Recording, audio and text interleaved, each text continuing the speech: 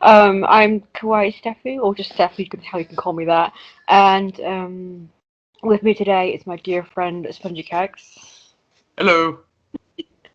Today we are doing our very first joint review.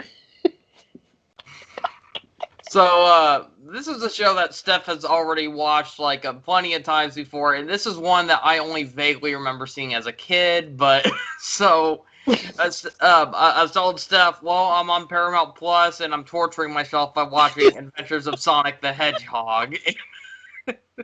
So she told me she was doing a review, and I came up with the idea of we should do a collab review on this. Wait until I'm done watching every single episode of this, and we'll share our opinions on it. And heads up, though, this is if you are a fan of Adventures of Sonic the Hedgehog, do not watch this review. We are gonna roast the hell out of this show. Like rump roast. I mean, as a kid, I watched this show a lot, and I'm like, sure, I liked it being a huge Sonic fan at the time, but now I'm in my 30s, I can see how much this show has aged very badly. And people have the nerve to say Sonic Adventure was when the series became a laughing stock, and it's like, are you kidding me? I know! I mean, to quote the nostalgia critic, it's nothing but running and yelling and Sonic putting on fake disguises a la Bugs Bunny. It's a poor man's Looney Tunes. It's not even funny. Pretty much. It's like, if it is funny, it's funny for all the wrong reasons. Yeah, for YouTube poops. Yeah, exactly. That's the only good. It's just like the Zelda CDI games. The only good thing this was for is YouTube poops. And it's like the only great thing about the show was Robotnik. Oh, man. I mean, what do you expect? Long John Baldry. I mean, he's such a fantastic voice. It's a shame he's been taken away from the world now.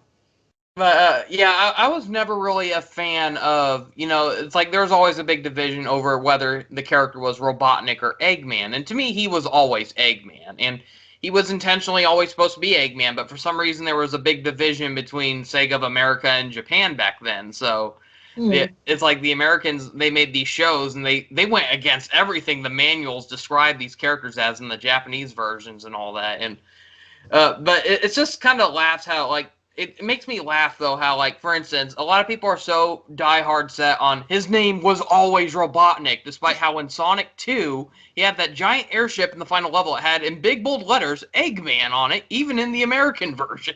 Dun dun dun! And as hell-bent as the Adventures of Sonic the Hedgehog were as keeping his name Robotnik, they still couldn't help but put in a lot of egg puns, though. Yeah. How many robots did he have called Eggomatics? Or like Sonic would call him Egghead or stuff like that. And it's like, yeah, even this show, it's like it refused to call him Eggman, but it still resulted to giving him the egg insults and all that. It's so weird. Well, then you had Robotnik, but that was just as bad. That was just some bloody immature Sonic there. But as much as I dislike the name Robotnik, though, I'll admit, like, this is the only show where I'm comfortable with calling him Robotnik, because he feels like a completely different character in this show. Pretty much. I don't see Robotnik as Eggman. I see him as a completely different character. Yeah. I thought he was a very fun villain. Sometimes he's a bit of a bumbling character, but he kind of, like, shouted too much. He was like the Yosemite Sam of Adventures of Sonic the Hedgehog. I love how he always, like, rolled his R's. Robotnik! Yeah. John Wildrick could roll those R's to a T. The way he pronounced things were hilarious. Like, we all know, like, the weird way he said snooping as usual. Or, like, I remember, like, there's the episode where he was running for president or whatever, and there's the part where he goes up to a taco stand, he's like, "Oh, I love tacos!" I don't know why, that just cracked me up. And the way he pronounced things was just so hilarious. Promotion? What for? But that was another thing that was fun about watching the show, seeing where all these YouTube poop sources came from, because I just have in the top of my head all these funny, inappropriate quotes from the series, and then you see the episode, it's like, oh, I've seen the YTP with this episode in it. Yes. And all the gay jokes. Let me give you a tip. Long John Baldry was actually gay. I just knew he was a singer, if anything. But well, according to my dad, who's long not here now, rest in peace, Daddy. Long John Baldry was gay. Oh my god. Childhood ruined, everybody. Childhood ruined! So let's see, like, basically this show came out around the time after the first Sonic game, and probably around the time when Sonic the Hedgehog 2 was coming out, because Tails and all that, and, so, yeah, it's like, this really doesn't resemble much about the video games. There were certain times where they threw in some shoehorned moments that tried tying in with the video games, but they felt incredibly forced. Like, I remember there was the racing episode, and there was that weird part where they entered a special stage. It's like, what? And the Why? rings were silver for some reason, and or this show's so-called excuse for putting in the Chaos Emeralds was really weird, and yeah, it's like this mostly feels like a poor man's Looney Tunes. Sonic was trying so hard to be like Bugs Bunny, and it's like the writers and even the voice actor Jaleel White, it sounded like they thought they were so funny with this, and it was not funny. It was torture to sit through, and. Speaking of which, Jaleel White, I think that was a very questionable choice for Sonic the Hedgehog. There are some people who think he's the definitive Sonic, and who thought Steve Urkel voicing Sonic was a great idea? And people thought he sounded so cool as Sonic, and I thought he was annoying. There were times where I just wanted Robotnik to win. That was how obnoxious Sonic was to me, and his personality and his catchphrases. Get a speed, kid. I'm waiting. And it's like, shut up. The I'm waiting is pretty much the excuse me, princess of Sonic. You're all a bunch of slow-mos. Sonic, it's not cool to call people slow-mo-sexuals. What a ponce. He's a narcissist, you know that. Yep. And I don't know. I just did not like this version of Sonic. I thought he was really annoying. And God, he was... God, like, he got horny over every girl he saw in this show, and they were all hideous too, and not to mention the voice acting in this show. I mean, like I mentioned, Robotnik was the only one who had a voice that was slightly pleasant to listen to in a humorous way, but I thought everyone in the show was terrible. None of them were pleasant to listen to. Especially like, maybe Scratch and Grounder could be a little funny in a few small doses, but you hear their voice so many times, and it gets annoying after a while. Or Coconuts, and... The show tries to be humorous, but personally it fails miserably.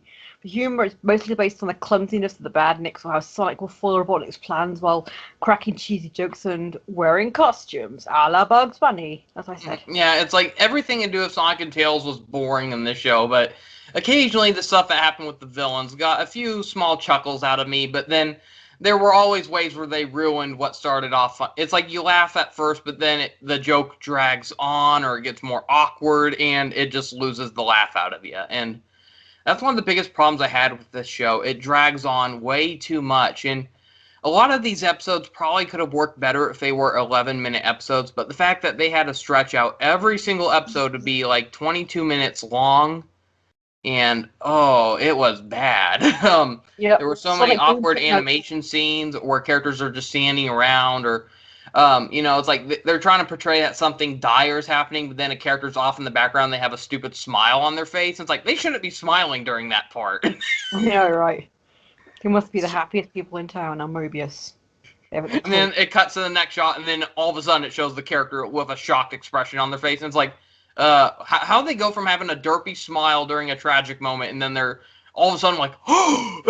It's just Deke animation. They were so weird. And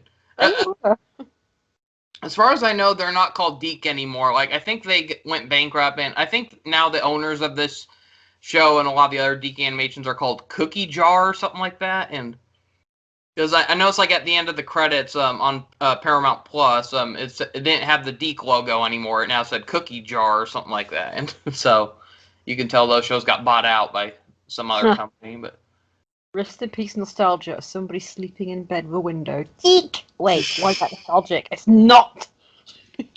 I heard there were some people who got scared of that. Like, how is that scary? He's so Deke! Mommy, my childhood's ruined! And then, I'm not sure how I felt about Tails in this show. It's like, I remember as a kid I thought he was cool, because he's like he's a little fox and he can fly, but I thought, nowadays, his voice actor was not very good. They just tried too young, I think. You're just too way too young. I don't know how old that kid was. That must have been 10, 11, I don't know. Yeah, they were trying so hard to make him so cutesy and innocent, but it just came across as kind of cringy at times. What happened to you, man? I preferred him when he was silent and cute, not, well, same with Sonic. Speaking of which, another thing I wanted to mention about, it almost seems like Sega's aware of how annoying this show was, because remember how at Sonic Generations they did not give classic Sonic a voice? It almost came across that they went back to the show and were like, he's probably better off silent. It would make Sonic Generations cringy if Sonic pointed to somebody and says, like in the show, I'm over there, seeing his original counterpart.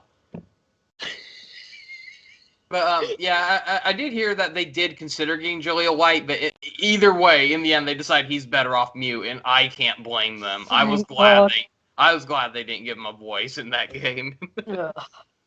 Sonic himself is basically a kid-friendly pre-Conquer the Squirrel. He can pull out what he needs at the moment in time, but the light bulb over his head, of course. Well, it was like there was a joke at the end of the first episode where he thought it'd be a good idea to trick Robotnik into marrying him. It's like, Sonic, you legally married a villain. How is that supposed to make you look cool? It's like, at least when Bugs Bunny does it, he fakes a wedding. You know, he doesn't actually get a real priest to wed them. Also, what does Sonic get a nip tuck? How can he afford a nip tuck? And all those lovely clothes. If you can call them lovely. Jeepers. That's kind of creepy. It's more I could say of Tails and his boob job. Yeah, there was that weird fairy tale episode where he turned into a girl. Get used to it, Tails, because you'll be voiced by a woman later on. But yeah, like some of these episodes, it's like some of them could have had good ideas. I just feel like they were wasted on this. It's like if they were written for a show like Sonic Boom, maybe they could have worked. Like there's an episode where Robotnik decided he wanted to build a sun, and it's like that could have went in funny directions, but I felt like it just turned out pretty generic in the end. But it's like now imagine if Sonic Boom Eggman decided he needed to build a sun. I think that would be funnier. Like. I don't know how. I just think that would be funnier, seeing it in Sonic Boom. But with the sluggish pace that Adventures of Sonic the Hedgehog was known for, it just ruined what could have been a funny idea. And like some people point out, Sonic Boom kind of did already possibly take inspiration from an episode of Adventures of Sonic the Hedgehog, and or many, I should say. And that was they always had the episodes with Mama Robotnik. It's like when I first saw the episode with her, I almost thought this was going to be funny, but then she started talking and the episode ruined it for me. And her voice was terrible. But it's like that almost got a laugh out of me. You know, he has like this big hulking mother who looks like him. But then when she started speaking, the voice acting was terrible. And that ruined what little laughs I got from that episode. Also, why did she have a mustache? Did she forget to shave in the first episode? Well, I know, like, she got rid of it in later episodes to try to disguise herself, basically. Yeah, but it's always when think of mean mothers in cartoons. They're always having an obnoxious voice, sonny boy! It's like, imagine if they had, like, a Tress MacNeille voicing her. That would have been more suitable. Brilliant, yeah. But, otherwise, it's like in Sonic Boom, they had the episode, where Eggman built himself a mother robot, and that kind of felt like a nod to those episodes, except it kind of played out the way you would expect it more, where he built a mother who was too motherly to the point where she doesn't want him to be evil anymore, and so it's like I remember actually getting a few laughs out of that episode, and I don't know, it was simple, but it was so stupid it still got a laugh out of me though, more than Adventures of Sonic the Hedgehog ever did. Nothing more stereotypical than a robot turning on their creator. Cough, cough, breezy. Mm-hmm. Oh, it's like you can pretty much expect like so many episodes of this show do that. Like I mentioned, he had the son of Robotnik. Even he turned on him, and he went on dating the character you mentioned, which was kind of weird. But yeah, still better than her crushing on Sonic, though. That was awkward. But yeah, pretty awkward. Yeah, she already got pretty physical from him straight away. But let me think. But yeah, it's like there's so many episodes where Robotnik's minions just turn on him.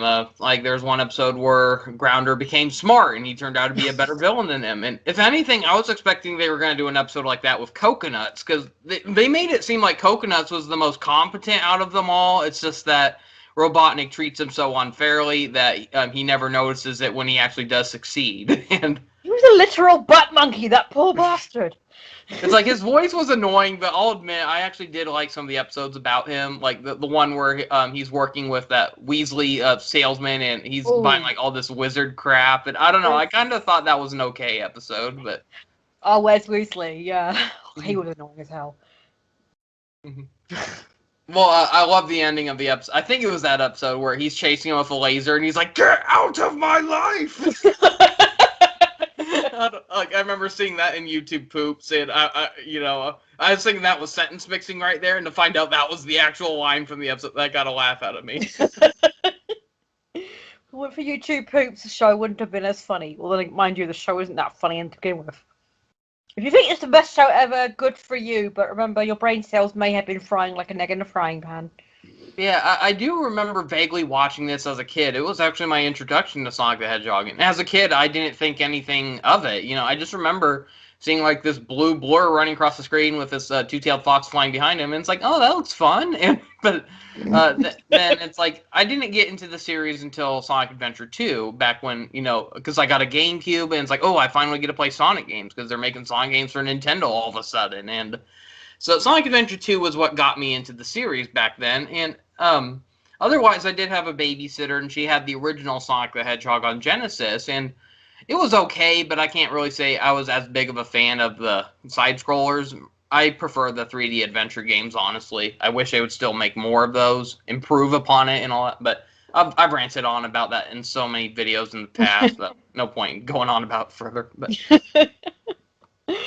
also, what's for the background? It looks so scribbly and just lazily animated.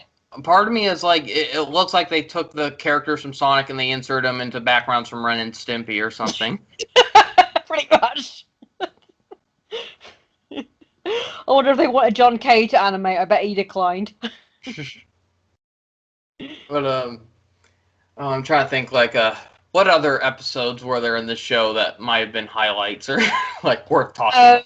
I remember watching The Little Merhawk. I'm thinking, how do they get away of that massive mermaid and her massive bust? And she offers to hug Tails with a great big rack and seashells. I'm thinking, so awkward. I've heard some people say like this is a fetish show, and it's like, well, I can definitely say there were some episodes that might have awoken some people's fetishes, but otherwise, I thought this show wasn't as...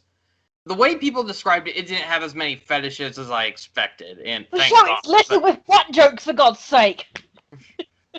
Yeah, like, there are definitely some disturbing instances of inflation, though. I can definitely see where DeviantArt got it from. Good lord. Well, there's that weird episode where Sonic and Tails turned into babies, and earlier Tails ate, like, that dehydrated food, and when he put water in it, it inflated him. And for some reason, they drew a bulge in his crotch. It's like, why? Oh, my! Big boner, my ass! Cuckoo poo-poo to you, too! Pretty much, yeah. That episode was weird. But It was. oh, how could we have forgot to mention one of the most awkward things of the show? The Sonic Says segments. Oh, yes. Oh, man. For some reason, they just wanted to throw in these PSA messages, kind of like the old G.I. Joe cartoons. They were just so bad. You ever wanted Sonic to tell you about a stranger danger? That's no good. Pretty much, yeah. Some of these just made Sonic feel hypocritical, because we see him do a lot of the stuff he's telling you not to do in these episodes. Like, there was one episode where at the end he is trying to teach people not to gamble, because if it sounds too good to be true, it must be false or something like. And then, despite that, we saw him gambling throughout the entire episode. Or pretty much. He's always like messing with Robotnik's traps. He knows it's a trap, but he wants to mess with it anyway. So he has the nerve to tell the viewers, if something sounds too good to be true, don't fall for it. It's like, Sonic, you egotistical, hypocritical prick.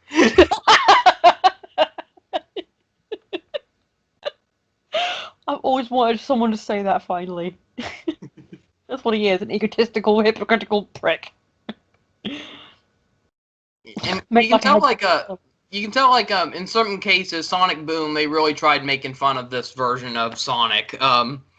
because like there's that one episode, I think it was called Green with Envy, where Eggman built like that shrew character who seemed to be like a parody of Adventures of Sonic the Hedgehog Sonic. Oh yeah, He pretty had much. like all these annoying catchphrases, and he's always like on a skateboard, and at the end, like Sonic tried coming up with his own catchphrase, and everyone was just telling him, that's enough, son. It felt like that whole episode was just like a big, yeah, that was how Sonic was in the 90s, and we don't want that version back. And yeah, they kind of did Flanderize his personality in Adventures of Sonic the Hedgehog with his egotism, at least. They made him a little more egotistical, but they gave him a more laid-back personality. So it's like at times he came across as kind of a bit of a dick in that, but for the most part, it's like he was more tolerable in Sonic Boom. I thought in Adventures of Sonic the Hedgehog, he was just way too obnoxious, and there's just so many times where I just wanted Robotnik to win because that was how annoying Sonic was. And then you see him in Sonic Saturn, just as obnoxious Oh and god. pointy. I tried watching that one. I probably watched like 5 minutes of the first episode and I lost interest immediately. I used to watch it a lot as a kid. The only thing I admire about Satyam is the voice acting. I mean, come on, Jim Cummings, for God's sake. Kath Soucie. Come on. You even had what was her name? Christine Cavanaugh, the late voice of Chucky Finster. Oh yeah, and Gosling from Darkwing Duck. Yeah, it's like heck, you even had what was his name? The voice of Rocco from Rocco's Modern Life, or the Taco Bell dog. Yeah, you had a lot of I think even Cree Summer was in that. She voiced a dragon or something like that. But yeah, compared to Adventures of Sonic the Hedgehog, this one had a pretty good voice cast. But I just really didn't care for the characters behind them, though. Is the problem? I tried watching the whole show again a long time ago, and I just couldn't. I just found it really kind of bland and cringy. Yeah, it's meant to be darker, but yeah, everyone always says this is the dark, definitive Sonic show. And it's like, it seems a little corny to me, though. Sonic is basically the exact same way he was in Adventures of Sonic the Hedgehog, except now he has a main love interest. And he's always... So, originally we had to see him having, like, a weird fetish over chili dogs. Now we have to see him having a fetish over a chipmunk. And I just never really liked those characters, because I hated how they always tried forcing him into the Archie comics. And, here I am. I'm a guy who actually played the video games, which are considered canon.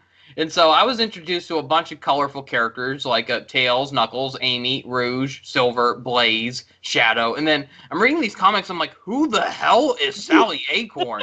Who are these characters? Why should I care? And I just never got into these characters. I'm sorry, and it doesn't help that Sega doesn't even seem interested in them either. And yeah, the Sonic fandom's weird, and the franchise is odd. There's just so many characters. It's all over the place. It's like, when is the franchise just gonna melt and stick with one thing?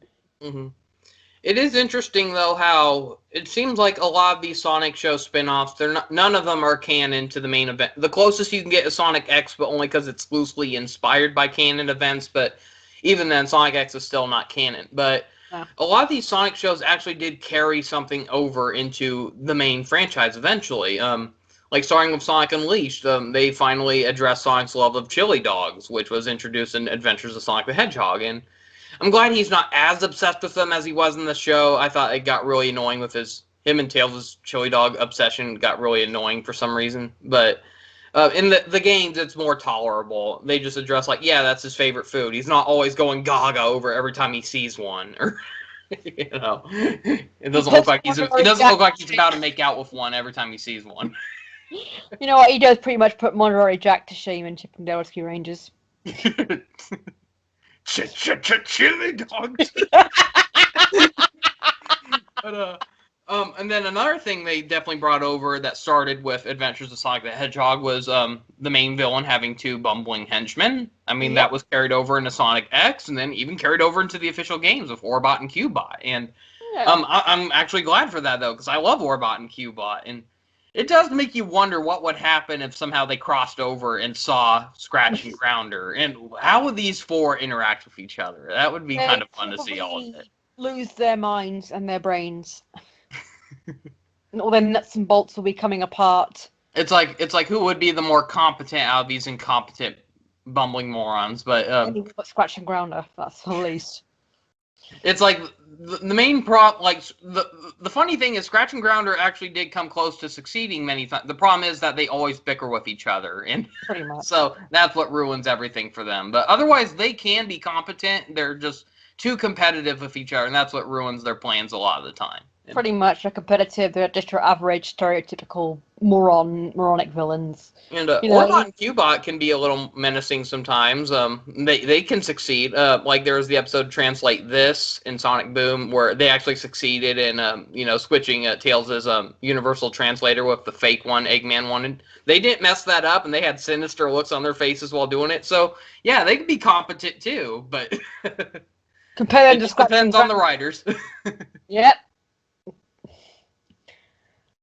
And then even Sonic X, that brought over a lot of elements you see in the modern game. So Adventures of Sonic the Hedgehog wasn't the only show that brought over traits. That introduced Sonic's fear of swimming, which definitely wasn't present in Adventures because we saw how Sonic could actually swim multiple times in that show. But What a hypocrite. um, then that was also the series that introduced Amy's temper. Back then, she used to be a sweetheart, and then Sonic X was where we showed she has a real dark side when she gets angry. And I also know Sonic 06 even carried over a little trait from Sonic X because during the scene where Shadow sacrificed himself during the Adventure 2 saga, you saw how he had like those limiter rings on his arm and how they snapped off like when he is unleashing his full power. And in Sonic 06 during his final cutscene on his story mode, you see him do that. And so it's like that was a nice little reference to Sonic X. He did not do that in Adventure 2. He only did it during the Sonic X adaptation. But yeah, I could make comparisons all day, but that would go way off topic, so no point in doing that anymore. Overall, the cartoon is just nothing but a shameless Ren and Stimpy wannabe and Looney Tunes, all mashed into one big pile of YouTube poop. And that's the only good thing to come from it, just the YouTube. Pretty much!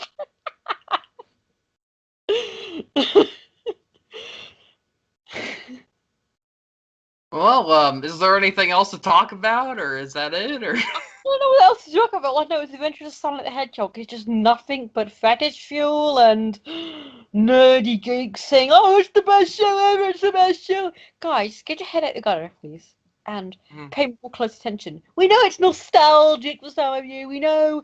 Yeah, I was nostalgic for Sonic X back then, and even nowadays, I'll admit it's not the show I thought it was. Yeah, pretty much. I really want to love Sonic X though. I remember having really fond memories of it, but some of the voice acting, some of the censorship on the English dub, and the human characters. I mean, even in the Japanese version, the human characters were there, and they dragged the show down. And it's always human characters that kill the once beloved franchise. And that's what surprised me about the Sonic movie. The human characters were used sparingly, and they actually helped move the plot along. They didn't drag it down as much as they could have, and thank goodness. And then, luckily, we're getting a sequel, and Tails and Knuckles are confirmed for that, so we get more Sonic characters, luckily. As long as they don't try to slip a quote-unquote funny and add, "I hate that hedgehog" in the next sequel. Oh, they will, you know it, but... Yes. I mean, they even did it for Sonic Boom. Oh, yeah. They even had him say snooping as usual in the... that one episode that was spoofing off of Indiana Jones and the Temple of Doom, Return of the Buddy Buddy Temple, or something like that. They're trying to please the fans a little too much, I think. Mm-hmm. Yeah, that's what kind of... it's like it was funny at first when Sonic Boom used it sparingly, but then they started using it episodes in a row. Like, they really got carried away in Season 2, and that's where it got kind of annoying a little bit. And personally, though, I do think out of all the Sonic shows, Sonic Boom is my most enjoyed one, though, but it's not perfect, though. No. But there were a few good episodes, but I still feel like they kind of portrayed some of the characters a little more negatively at times, and I really didn't care what they did with Amy. I thought at first she was a fun character, but then they turned her into the nagging killjoy. Pretty much. And that's not how I wanted to see her. I wanted to see her having as much fun as the others. And some episodes they did that just fine, but then they always had to try to make her the antagonist of some episodes, and I didn't like that. I wanted her to be seen as a friend with the main characters, not an enemy, you know? Pretty much. It went against a lot of the character descriptions too. They described like they wanted Amy to be the role model for female viewers. And it's like, is that really how you want females to act? Because that's not a good role model. No. I forgot to add to this, but I think long before Sonic Boom came out, I actually predicted how these characters were going to act. Like Knuckles was a complete douchebag and doofus, and Tails I did not expect to be a complete smartass, but I predicted a lot of things. I'm thinking, what are they doing to my brain? But personally, I love the portrayals of Sonic Boom for the most part when they didn't like nail him to the ground. But I felt like the dumb Knuckles was actually hilarious at times. There were some people who absolutely hated Knuckles, and yes, I was one of the many where when I first saw his design reveal, I did not know what to think. It's like, why does he look like he's on steroids? But it's like, yeah, Travis Willingham was honestly my favorite version of Knuckles. I liked him better than Dan Green even. And he sounded a lot like Dan Green, but I don't know, like, I was replaying Sonic and the Black Knight recently, and so that was the first time I've heard Dan Green as Knuckles in quite a long time, and his voice acting sounded a little more staler than I remember. And it's like you compare it to how he sounded in like Viva Pinata as Hudson Warsash. He was like a lunatic in that show. He went wild. And then you see him as Knuckles, and it feels so boring in comparison. But then Travis Willingham, it's like he took Dan Green's voice and spiced it up. I loved his portrayal of Knuckles, and it really shined in Sonic Boom. I was about to say, when were 4 kids any good at voice acting? Well, they were a little better in the video games, but not entirely. There were some lines that they could do really well, but sometimes, yeah, they came off a little too weak. But like, I just love how over the top some of them were. Like in Sonic 06, Jason Griffith as Shadow. Let's get moving! Don't touch it! No! Or, I just loved how extreme his voice was in that. It was so fun to hear. So you got Jason Griffith playing Sonic and Shadow in SpongicX. That's kind of like how Jim Cummings did both Negaduck and Darkwing Duck. But yeah, I felt like in Sonic X they sounded weak. But that was like Mike Pollock actually opened up. That was what the directors wanted because they like you can definitely hear it in the original episodes. Like Eggman sounded more menacing. He did. And then they forced him to tone it down and get a little sillier as the series went on. And apparently they thought his voice would frighten the kiddies. Oh, you come tone it down, on! Mike. Oh, no! I frightened the kitties with a scary voice! Wimps. Seriously, Sonic Geeks are just sad. Mm-hmm. See why I'm not an obsessed fan anymore. Mm-hmm. A part of me really wants to see the series come back, though. But it doesn't help that there were rumors that they shut down remakes of Sonic Adventure 1 and 2. And if that is true, then Sega, screw you. You have been torturing 3D Sonic fans for so long. When was the last time we got a pure 3D Sonic game without any side-scrolling segments shoehorned in? Like, oh, I'm not sure if you saw, but I recently did a review of Sonic Lost World, and that was the angriest I've gotten at a video game in a long time. And I hated that game. Back then, I thought it was okay, but revisiting it, I was like, what was wrong with me? Why was I defending this game back then? This is terrible. This is the worst 3D Sonic game. Even worse than Sonic Forces. Sonic Boom Rise of Lyric was better than that, and people only say that's a bad game because they never played it. I mean, you can tell just by how low the sales for that game were. People just saw a bunch of angry people, reviewing it. They hated the designs of the characters, so they were looking for any excuse to bash on the game. And no, I'm not saying Rise of Lyric is a great game. It's an okay game in my opinion. It's not terrible.